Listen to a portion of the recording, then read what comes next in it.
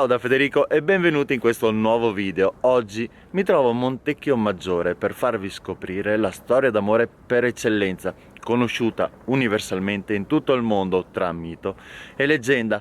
Infatti, Giulietta e Romeo, che noi tutti pensiamo scritta da Shakespeare, qui decenni prima un vicentino, Luigi da Porto, la scrisse e la immaginò tra questi due castelli, quello alle mie spalle di Romeo e questo di fronte a me di Giulietta. Allora, se volete scoprire questa storia e questi territori, venite con me nel giro di oggi.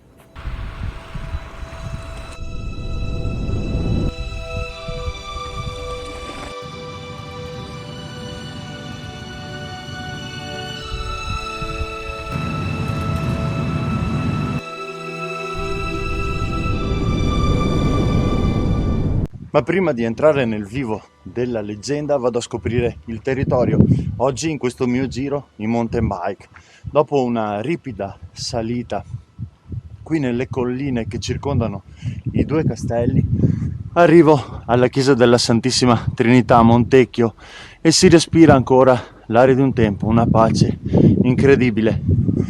Oggi c'è tantissima nebbia e quindi il panorama va a perdere un po' della sua bellezza, ma l'atmosfera resta quella del mito. Nel 1300, quando quei due castelli, il castello della Villa, detto di Romeo, che per la popolazione è il castello dei Montecchi, e il castello Bellavista o castello dei Capuleti, detto di Giulietta, erano a guardia della strada che portava da Vicenza a Verona, qui nella valle del Lagno. E qui, con i colori sfumati di oggi, da questa foschia, mi sembra di aver fatto un tuffo nel passato.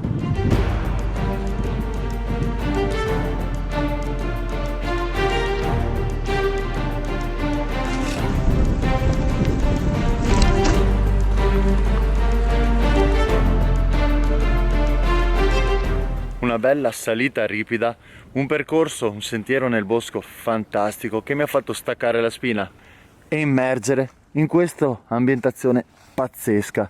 C'è la foschia che mi toglie il paesaggio, ma rende questa mia giornata l'inseguimento della storia di Da Porto, di Romeo e Giulietta, immaginandoli in questi due castelli, separati da una vallata, due famiglie che si odiano, due figli che si amano. Giulietta decide allora di prendere una pozione per fingere una morte apparente e al suo risveglio magari scappare con Romeo, ma Romeo non sa nulla di questo. Una volta che vede Giulietta morta, prende una pozione ma col veleno vero. Una volta che Giulietta si risveglia e vede Romeo morto, si accoltella, una tragedia, un dramma, che va a finire che le due famiglie decidono di riappacificarsi e di chiudere la guerra tra di loro. Questa è quello che è stato poi ambientato nel Veronese e dove ancora oggi tantissimi innamorati lasciano una dedica o scrivono una lettera. Oggi viverla qui in queste zone, pensando all'ideatore di questa novella, lasciandosi trasportare dalla bellezza di questi luoghi e dalla propria immaginazione, rende questa giornata veramente epica.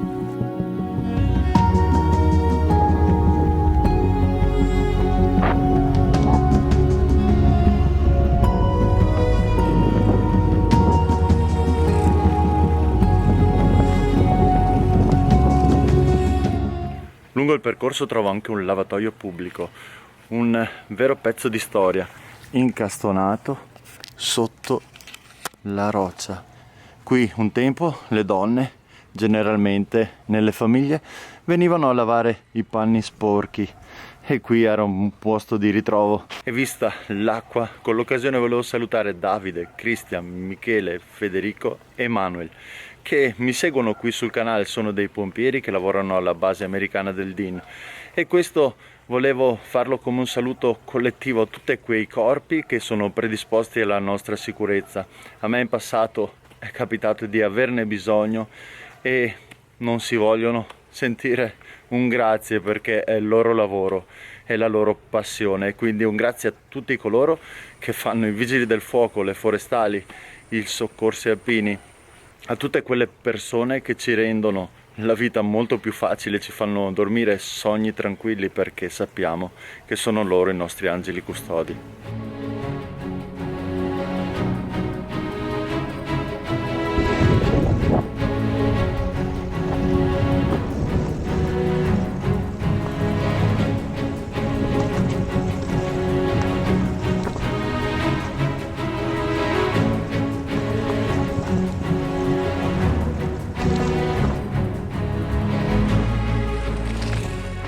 Un susseguirsi di sentieri mantenuti in modo perfetto. Wow, stupendo questo percorso di oggi. Come non innamorarsi di questa bellissima natura. Nel giro che faccio oggi in mountain bike passo per Covolo Alto, Covolo Basso, Sant'Urbano, Val di Molino, dove mi trovo ora. E qui si capisce quanto le persone che abitano in questi luoghi di campagna amano il loro territorio, e anche dove passo io, dove vengono i turisti, sistemano anche per loro. Questo è per valorizzare le proprie terre, ma anche per l'amore che si ha per il proprio territorio. È veramente un grande applauso. In tutti i posti in cui sono andato ci sono delle persone straordinarie che non pensano al consumismo ma al bisognismo, e mantengono questi posti da favola. Trovate come sempre la traccia del percorso qui sotto in descrizione, sia su Komoot e su Strava. Se non c'è ancora, portate pazienza, la metterò di sicuro. Percorso di 30 km, dislivello di 700 metri, prevede alcuni tratti dove bisogna prestare attenzione, non adatto a tutti, serve un minimo di esperienza, non adatto alle grave, ma alle mountain bike.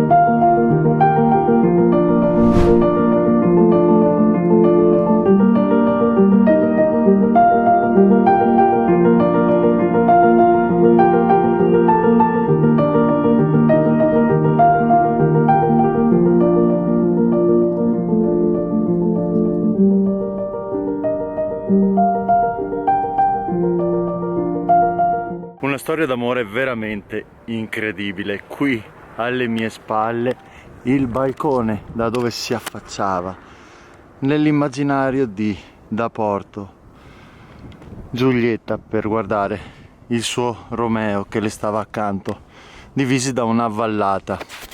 È bella l'area di romanticismo che si respira in questo luogo, un panorama pazzesco. Si può pure salire qui sulla torre di questo castello, veramente tutto meraviglioso. Il video non è ancora finito, c'è un piccolo bonus. Se volete rimanere con me, sarà un qualcosa di diverso dal solito. Trovata la giusta location, peccato che oggi non si abbia una gran vista ma un sole fantastico. Preparata la tavola, eccola qui. Ora mi preparo a godermi il momento panino e vi porto in questa esperienza con me.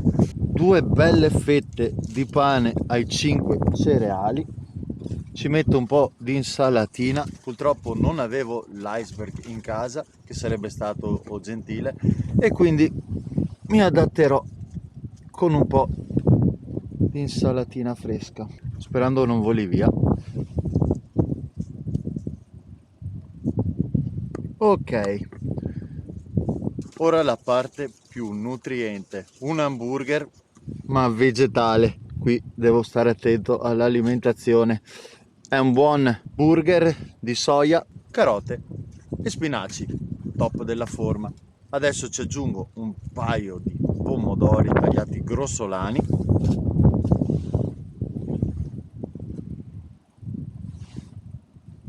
E infine, per non farmi mancare la parte grassa, un bel pezzo di tomino dal cuore fondente, se fosse caldo purtroppo oggi devo accontentarmi, e la crosta un po' più dura. E voilà! Non so come farò a mangiarlo, ma questo è il panino mio conto di oggi, pazzesco. Allora devo assaggiarlo con una sola mano.